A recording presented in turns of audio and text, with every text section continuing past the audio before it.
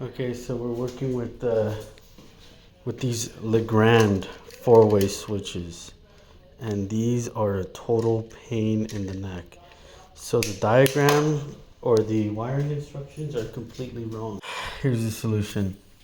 All right, you get your two three-way wires, seeing right there, 14-3.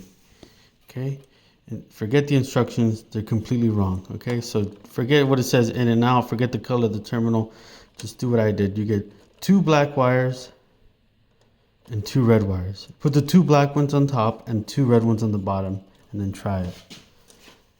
All right, so one red wire from one four-way, or whatever, one red wire from one three-way wire and the other one from the other, both on the bottom. One black wire from both ways. That's how to wire it.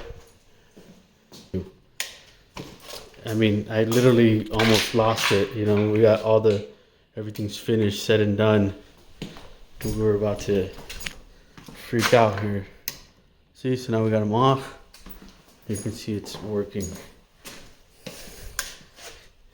Okay, good luck.